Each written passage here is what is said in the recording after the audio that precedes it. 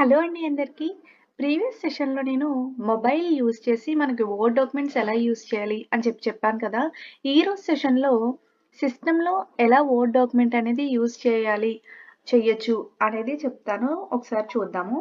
అసలు word document ఎందుకు use చేస్తాము అనంటే, మనం ఏదైనా సరే ప్రొఫెషనల్‌గా ఏదైనా షేర్ చెయ్యాలి అంటే, మనకి టెక్స్ట్ బేస్డ్ కంటెంట్ ఏదన్నా మనం షేర్ చేయాలి, ప్రొఫెషనల్‌గా ఉండాలి అని అనుకున్నప్పుడు, అంటే లెటర్స్ అన్నా, రిపోర్ట్స్ అన్నా, రెజ్యూమ్స్ అన్నా, ఇవన్నీ క్రియేట్ చేయడానికి మనం యూజ్ చేసేదే వర్డ్ డాక్యుమెంట్ అని చెప్తాం.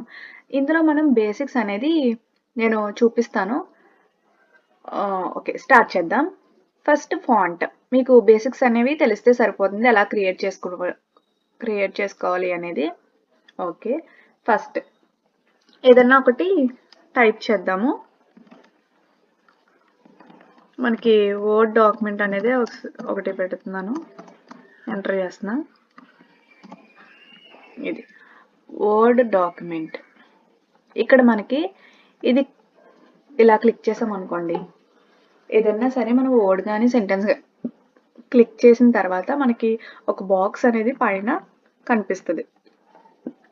ఇందులో మనకి ఫస్ట్ ఇది కింద యారో మార్క్ కనిపిస్తుంది కదా, ఇది మన ఫాంట్స్ అన్నమాట. ఎలా మార్చుకోవాలి వర్డ్ అని చెప్పి మనం ఏదైతే పెట్టుకుంటామో అలా మనం సెలెక్ట్ చేసిన వర్డ్ అనేది చేంజ్ అవుతుంది. మనకు కావాల్సిన ఫాంట్లో మనం చేంజ్ చేసుకోవచ్చు. నెక్స్ట్ పక్కన ఉంది కదండి, ఈ చిన్న బాక్సే ఇక్కడ కనిపించే ఫాంట్ అన్నమాట. ఇదైనా అదైనా ఒకటే.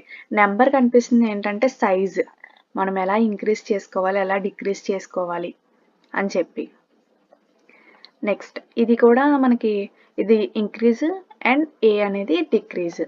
నెక్స్ట్ ఏ ఏంటంటే మనకి లోవర్ కేస్లో కావాలా, అప్పర్ కేస్లో కావాలా, లేకపోతే అన్ని లెటర్స్ కూడా మనకి క్యాపిటలైజ్ అవ్వాలా.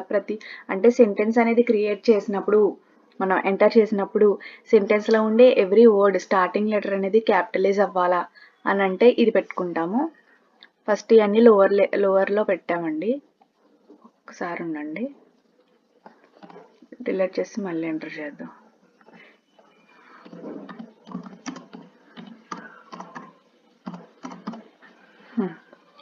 ఇది ఉంది కదండి, ఇది మనకి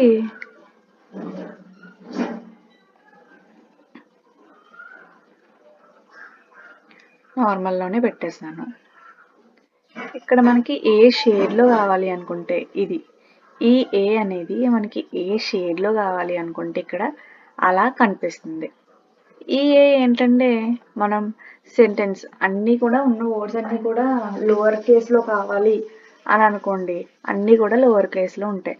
లేదు మనకు అన్నీ కూడా అప్పర్ కేస్లో కావాలి, అన్ని క్యాపిటల్ లెటర్స్ కావాలి అంటే క్యాపిటల్ లెటర్స్లో చేంజ్ చేసుకోవచ్చు.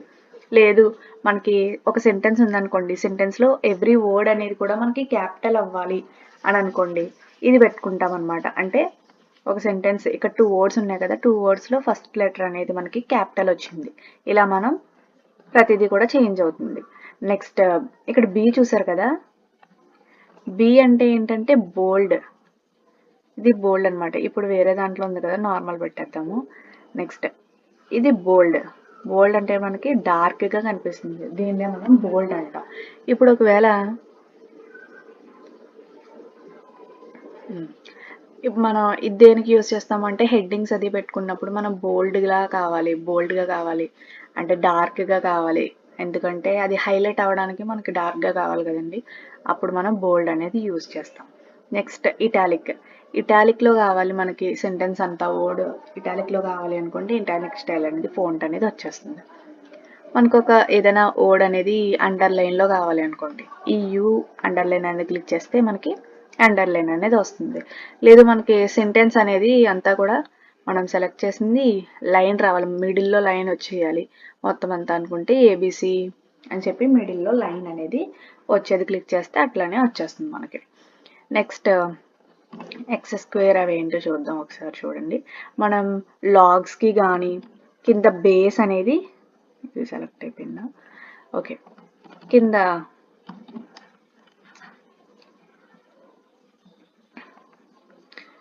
బేస్ కింద మనం లాగ్స్ యూజ్ చేసినప్పుడు ఏం చేస్తాము, బేస్ అనేది పెట్టుకుంటాం కదండి, అప్పుడు మనం లెటర్ అనేది కింద రావాలి అనుకుంటాం. అప్పుడు ఇలాంటి టైంలో మనకి ఏం చేయాలి అంటే ఒక నెంబర్ అనేది బేస్ 2 తీసుకున్నాం అనుకోండి, ఈ నెంబర్ అనేది మనకి బేస్లో రావాలి అనుకుంటే ఈ 2ని సెలెక్ట్ చేసి x² కింద ఉంది కదండి బేస్ 2 అని చెప్పి, ఇది క్లిక్ చేస్తే బేస్ అనేది 2 కింద వస్తుంది. లేదు మనకి ఏ పవర్లో కావాలి అనుకుంటే x² అనేది క్లిక్ చేస్తే మనం సెలెక్ట్ చేసిన లెటర్ అనేది అదే నెంబర్ అనేది మనకి పవర్లో యాడ్ అవుతుంది. ఇలా మనం ఫాంట్ అనేది యూస్ చేస్తాం. నెక్స్ట్ ఏదన్నా ఒక వర్డ్ తీసుకుందాం. ఈ వర్డ్ మనకి కలర్ కావాలి, లెటర్స్కి మనకి కలర్ యాడ్ చేయాలి అనుకుంటే ఈ లాస్ట్లో ఏ ఉంది కదండి ఫాంట్ కలర్ అనేది చేంజ్ చేస్తుంది అనమాట. మనకు నచ్చిన కలర్లో ఇది ఫాంట్ అనేది మనకి చేంజ్ చేస్తుంది. లేదు మనకి బ్యాక్గ్రౌండ్ కూడా చేంజ్ అవ్వాలి అనుకుంటే ఇక్కడ పెయింట్ సింబల్ లా కనిపిస్తుంది కదా, అది మనకి బ్యాక్గ్రౌండ్ సింబల్ అనమాట. ఇలా షేడ్స్ వెనకాల బ్యాక్ సైడ్కి బ్యాక్గ్రౌండ్ అనేది వస్తుంది. బ్యాక్గ్రౌండ్ మనకి ఎలా కావాలి అనుకుంటే ఆ కలర్ అనేది సెలెక్ట్ చేసుకుంటే ఆ కలర్ అనేది వస్తుంది. ఈ ఎరేజర్ ఉంది కదండి, ఈ ఎరేజర్ ఏంటంటే మనం ఏదైనా వర్డ్ క్లిక్ చేసి ఆ ఎరేజర్ క్లిక్ చేస్తే మొత్తం అక్కడున్న మనం ఏవైతే ఫిల్టర్స్ యూస్ చేసామో ఆ ఫిల్టర్ అంతా పోయి కూడా ఓన్లీ వర్డ్ మాత్రమే కనిపిస్తుంది అనమాట. అలా ఉండడానికి అది ఎరేజర్ అనమాట. మొత్తం అంతా పోవడానికి ఎరేజర్ అనేది యూస్ చేస్తాం. ఇప్పుడు ఏదైనా గూగుల్లో మనం ఒకటి తీసుకొద్దాం, ఏదన్నా ఒక సెంటెన్స్ అనేది రాద్దాము.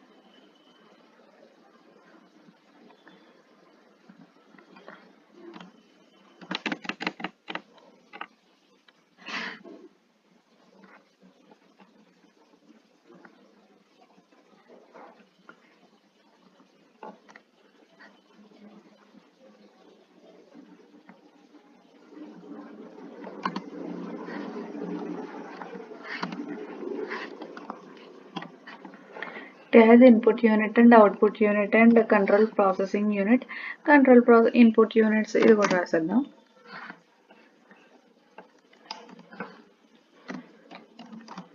Input devices are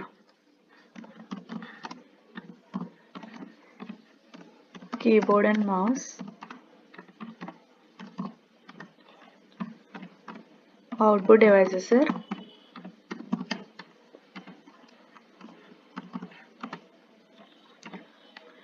monitor and printer. ఇలా మనం ఇలా రాసాం కదండి. ఒక్క నిమిషం, మనకి ఇప్పుడు ఏమవ్వాలి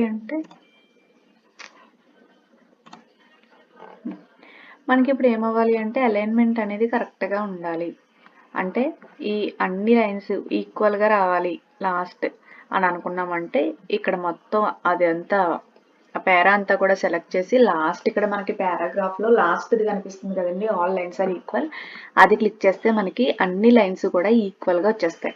ఇక్కడ చూసారు కదా, ఇలా ఈక్వల్గా మనకి వచ్చేస్తాయి. CPU ఇక్కడ మనం ఇంకేం టైప్ చేసినా సరే ఈక్వల్గానే వచ్చేస్తాయి అనమాట.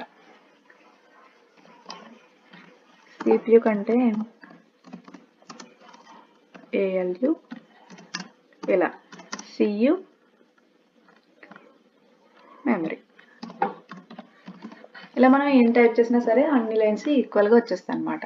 లేదు మనకి అన్నీ కూడా రైట్ సైడ్లో కావాలనుకోండి, ఇది క్లిక్ చేస్తాం, అన్ని రైట్ సైడ్కి వస్తాయి. ఇది కావాలైతే మిడిల్, ఇదైతే లెఫ్ట్కి వచ్చేస్తుంది అనమాట. ఇలా మనకి అన్నీ కూడా చేస్తాం. ఇది లాస్ట్లో కావాలి కాబట్టి లాస్ట్లో. ఇప్పుడు మనం పాయింట్ వైజ్ చేయాలి అనుకుంటున్నాం.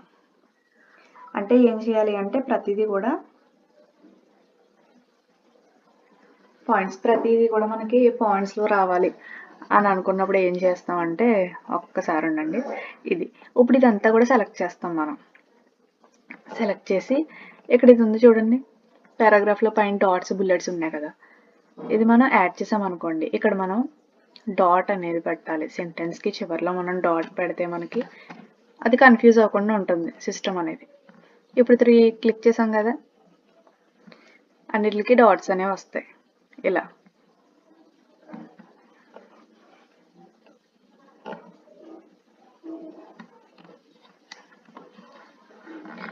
మనకి మనం ఏం సెలెక్ట్ చేస్తే అది అనేది పెట్టుకోవచ్చు. లేదు నెంబర్స్ పెట్టుకోవాలి అనుకుంటే దాని పక్కవ నెంబర్స్ అనమాట. ఇలా నెంబర్స్ అనేవి వస్తాయి. యారో మార్క్స్ ఇవన్నీ కూడా మనం పెట్టుకోవచ్చు అనమాట. నెక్స్ట్ మనకి అన్ని రిమూవ్ చేసేయండి.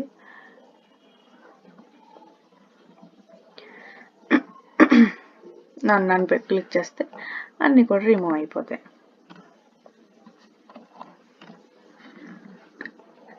ఇక్కడ మనకి లైన్కి మధ్య స్పేసింగ్ అనేది ఎలా ఇచ్చుకోవాలో చూడండి. స్టైల్స్ అనే దాంట్లో మనం స్పేసింగ్ అనేది పెట్టుకోవచ్చు. అంటే ఇది క్లిక్ చేస్తే స్పేసింగ్ ఏం ఉండదు. ఇది క్లిక్ చేస్తే హెడ్డింగ్ లా ఉంటుంది అనమాట. ఇది హెడ్డింగ్, ఇది టైటిల్ లా ఉంటుంది. ఇలా మనకి ఇక్కడ స్టైల్స్ అనేవి కనిపిస్తున్నాయి కదా, ఈ స్టైల్స్ లో మనం లైన్ అలైన్మెంట్ అనేది చేసుకోవచ్చు. అలైన్మెంట్ ద లైన్ అనమాట.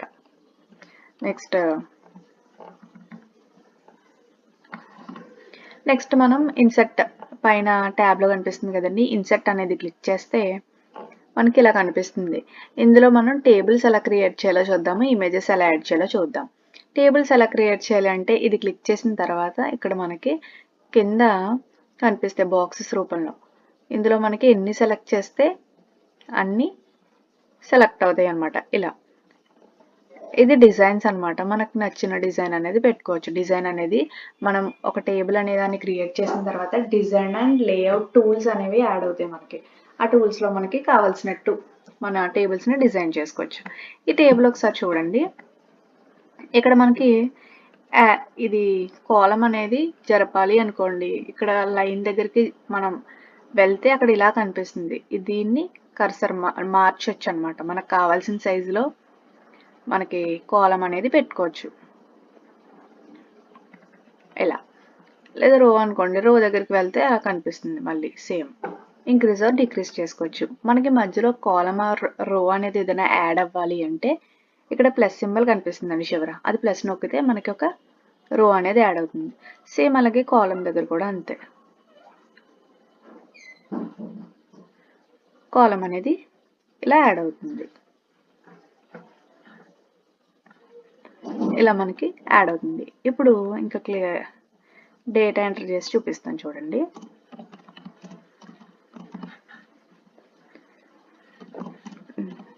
Device, input, output,